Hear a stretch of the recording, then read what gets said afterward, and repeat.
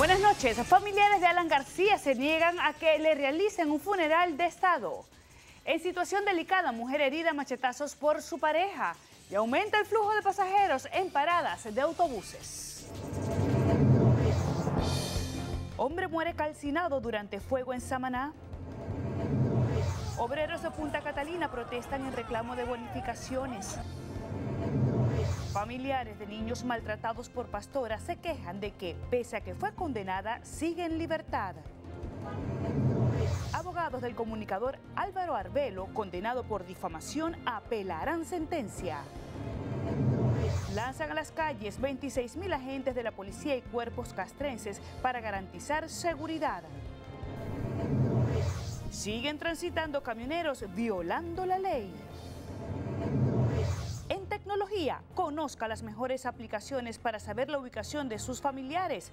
Sepa cómo ubicar su celular si se le pierde o se lo roban.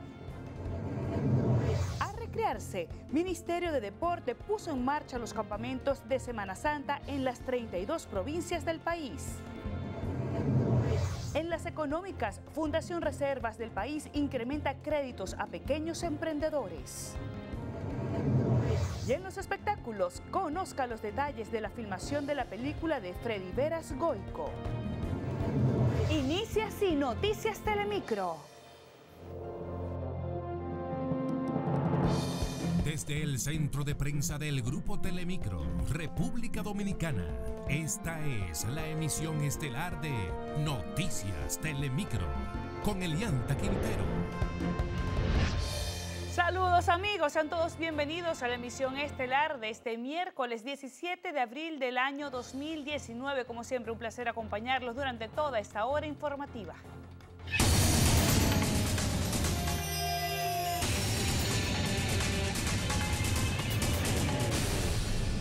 Y definitivamente la noticia de mayor conmoción el día de hoy ha sido el suicidio del expresidente de Perú, Alan García. De esto y más nos habla Julieta Arias. Buenas noches, Julieta. Buenas noches, Elianta. Noticia que ha sorprendido al mundo. El caso Odebrecht continúa extendiéndose. La familia de Alan García rechazó que el expresidente de Perú sea despedido con funerales de Estado y honores en su calidad de antiguo mandatario, pese al ofrecimiento del presidente Martín Vizcarra, quien declaró 3 días de duelo nacional.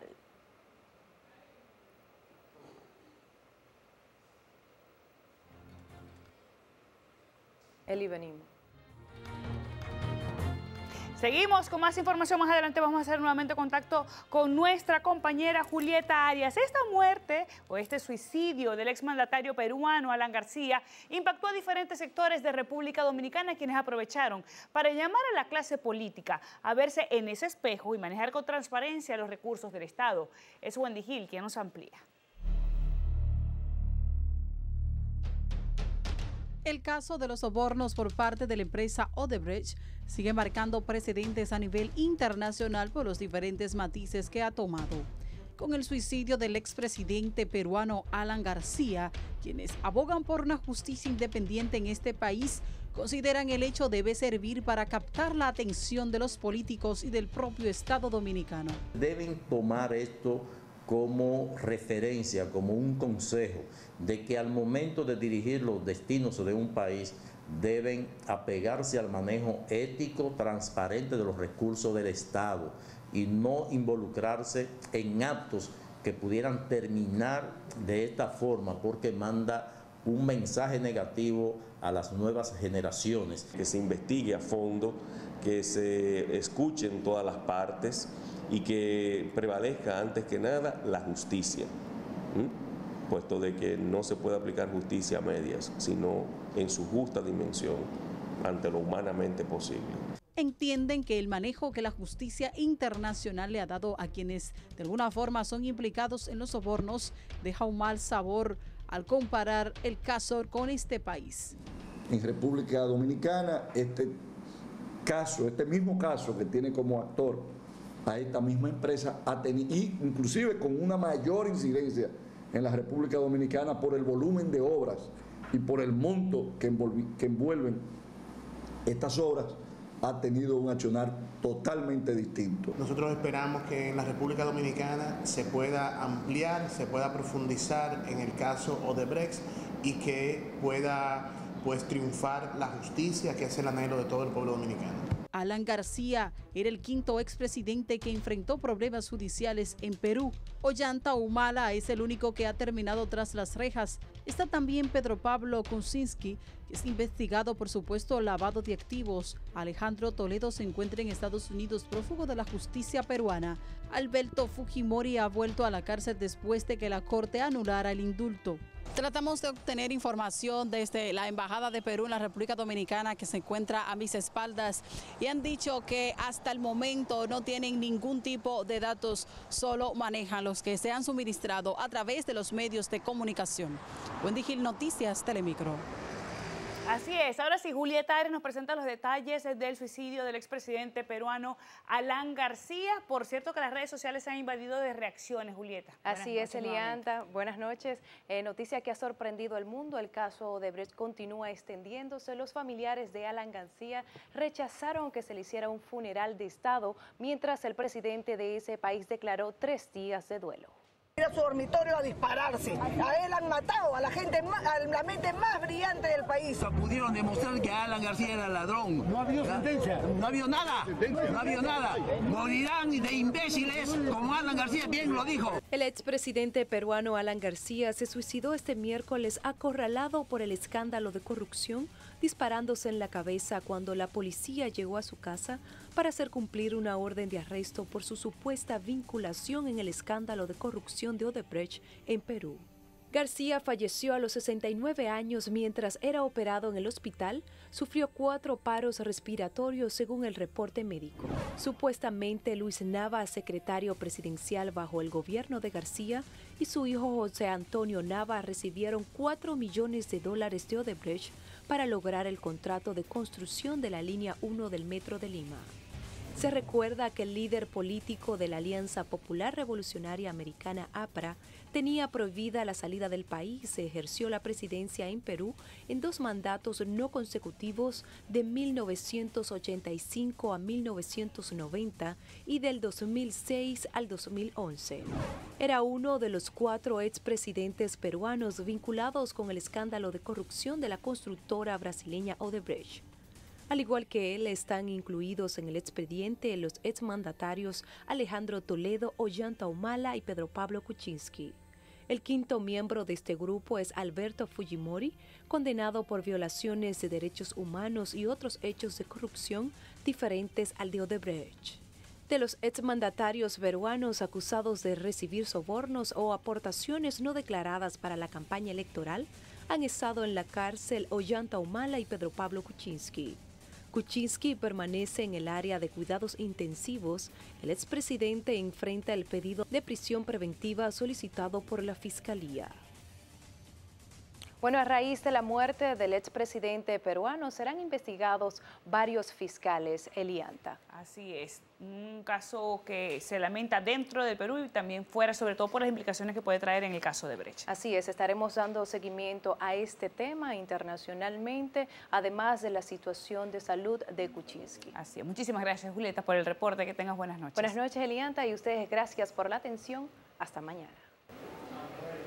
Bueno, para analizar este caso que ha conmocionado la opinión pública internacional, no se trata solamente de un caso que afecta al Perú, se encuentra con nosotros el analista político internacional, licenciado Yatsel Román. Muchísimas gracias por acompañarnos. Muchísimas gracias a ustedes por la invitación, desde luego a la audiencia por acompañarnos. Como bien resaltabas, este caso ha conmocionado a la opinión pública internacional porque se trata de un expresidente de la República que tomó la decisión de quitarse la vida, pero al mismo tiempo también llama la atención por la relación con el caso de Odebrecht, caso que ha llevado a 4 presidentes peruanos a verse con la justicia, uno preso la semana pasada, otro preso y ahora con garantía económica, otro prófugo y ahora uno que entonces se disparó antes de ir preso.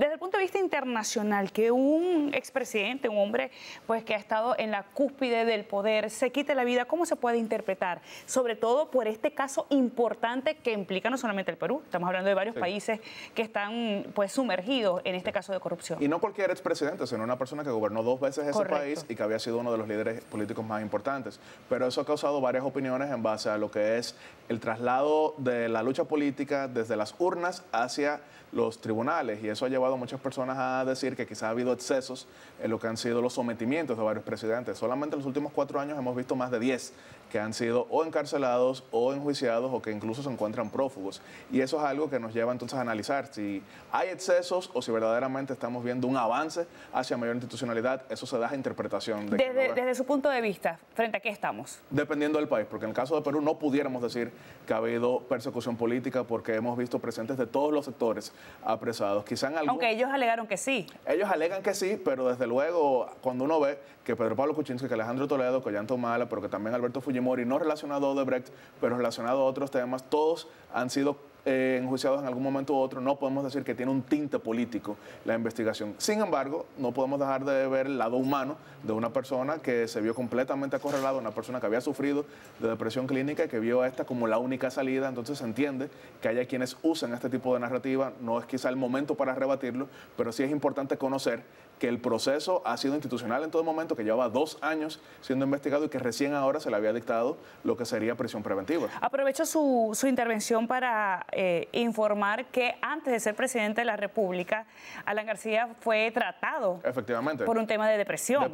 Depresión clínica, y que incluso eso fue lo que llevó a que en su momento el periodista, figura pública Jaime Bailey saliera de Perú, porque fue quien reveló aquello. Entonces sí es importante conocer esto, porque si bien hoy en día se va a estar hablando únicamente del caso de Brecht, que desde luego fue el detonante, lo cierto es que es una persona que sufría trastornos mentales y que es importante también tomar en cuenta la salud de los presidentes, que por más que uno los ve y les atribuye estas facultades mesiánicas, son tan humanos como tú y como yo. Ahora, ¿pudiera este hecho, lamentable desde todo punto de vista, influir en el desarrollo de la investigación del caso de Brecht?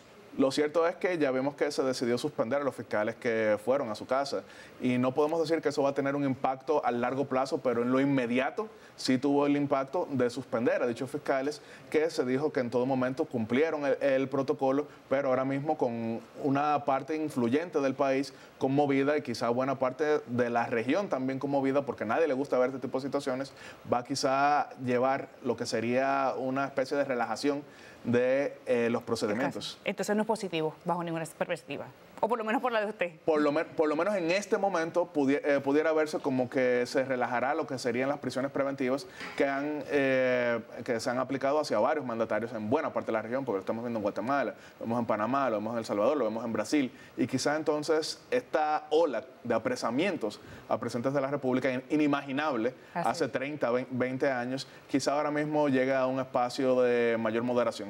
Bien, licenciado, se nos acabó el tiempo. Agradecemos su presencia hoy aquí en Noticias Telemicro. Nos acompañó a esta hora el licenciado Yatsel Román, analista político internacional. Bien, y este fue el último tuit que colgó Alan García en su cuenta de esta red social. Dice: como en ningún documento se me menciona y ningún indicio ni evidencia me alcanza, solo les queda la especulación o inventar intermediarios. Jamás vendí y está probado. Por cierto, que aprovecho para citar lo último de una entrevista que dio en horas de la noche del día de ayer, martes, Alan García. Dice: confío en la historia, soy cristiano, creo en la vida después de la muerte. Creo tener un pequeño sitio en la historia del Perú. Seguimos con otras informaciones nacionales en esta oportunidad. Un enfrentamiento a tiros y pedradas se produjo la mañana de este miércoles en las instalaciones de Punta Catalina en reclamo al pago de la bonificación correspondiente al año 2018. Y como nos cuenta Novi Delgado, la empresa se desliga del incidente atribuyéndolo al consorcio Odebrecht Tecnimont Estrella y sus trabajadores.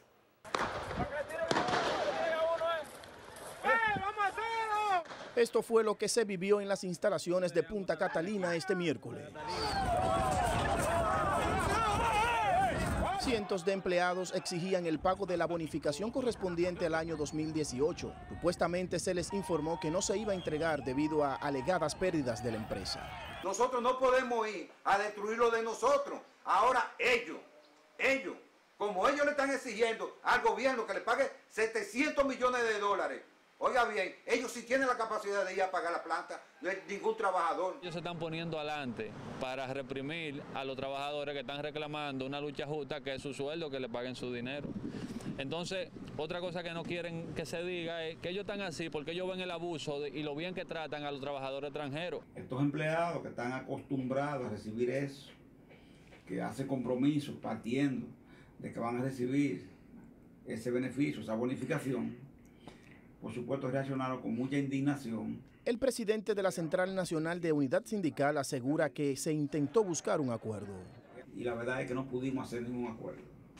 Pues la empresa sigue insistiendo en el tema de que como no hay resultado, tampoco hay participación en los beneficios. Punta Catalina aclaró que el conflicto surgido en la central termoeléctrica atañe al consorcio Odebrecht y Tecnimont Estrella y sus trabajadores. Hay un problema de un eje que se dobló y ellos están tratando de enderezarlo a vapor. Los técnicos nos expresaron a nosotros que es imposible enderezar ese eje a vapor. O sea que esa planta, como va, nunca va a llegar a generar. Las autoridades dijeron que no tolerarán actos de vandalismo que atente contra la seguridad del sistema eléctrico nacional interconectado. La CDEE y la Central Termoeléctrica advirtieron que las acciones cometidas por los trabajadores serán sancionadas de conformidad a lo que establecen las leyes del país. En Santo Domingo, República Dominicana, Anobi Delgado, Noticias Telemicro. Sobre este tema es nuestra pregunta del día. ¿Apoya usted el accionar de los obreros de Punta Catalina, quienes protestaron en reclamo del pago de sus bonificaciones? Veamos sus opiniones en Facebook. Dice Fabio Capellán, claro. Ramifit Tejeda dice, el pueblo o equipo de trabajo que no exige no progresa. Manuel Rodríguez dice, sí. Chequeamos otra red social. ¿Cuál tenemos, señor director? Instagram, Carlos4375. Dice, claro que sí, porque ellos trabajaron por esos que le paguen. Hipólito Torres, mientras sean sus prestaciones de trabajo, claro que sí, por eso es obligatorio. Amadores 12 dice, es justo que reclamen sus derechos, pero sin caos. Y ahí tenemos nuestra encuesta en Twitter. Tenemos que el 81% está de acuerdo con los obreros de Punta Catalina, quienes reclamaron esta bonificación, mientras que, ¿lo tenemos, señor director? Un 19% no está de acuerdo. Seguimos con más. Se encuentra ingresada en el Hospital Traumatológico Dr. Ney Arias Lora en estado delicado una mujer herida a machetazos por su esposo delante de sus 4 hijos. Esto ocurrió en la comunidad de La Victoria, en Santo Domingo Norte. Deison Ovalles con más. A varias cirugías fue sometida Arakeira Rudecindo, de 40 años, herida en las manos, cabeza y cuerpo por su pareja Ángel Faña. Él le había entrado de que a machetazo a ella, y que la niña ahí llorando ahí adentro, y los vecinos pensaban que era que le estaban dando una pela a uno de los niños, porque hay unos niños así chiquitos ahí.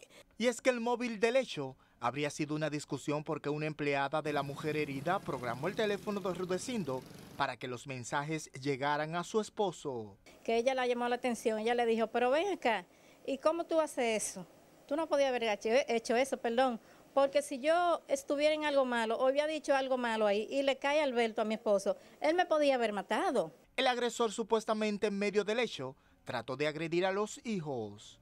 Él se le mandó atrás al niño con el machete. Después vino la hembra, Gislén. La niña tuvo que salir corriendo disparada. Entonces ahí él la arrastró por el pelo, la llevó a la habitación de ella y ahí comenzó a darle. La situación ahora mismo que ha pasado nos ha dejado consternado porque en realidad eso fue un abuso que cometió el esposo de ella. Aunque esté en una sala normal, el estado de salud de Rudecindo sigue siendo de cuidado. Los familiares de la mujer piden a las autoridades que el hombre sea apresado y sometido a la justicia. En Santo Domingo, República Dominicana, Deison Ovalles, Noticias Telemicro. Tras la pausa, sepa qué pasó con una pastora condenada por abuso a menor. Más adelante en tecnología, 2 aplicaciones sumamente útiles para usted poder monitorear a sus familiares en estos días, saber por dónde se desplazan, pero también una para poder identificar su celular si se lo roban o si se pierde. No dejen de sintonizarnos más adelante. Entérese más adelante cómo estuvo el movimiento en aeropuertos, paradas de autobuses y hospitales.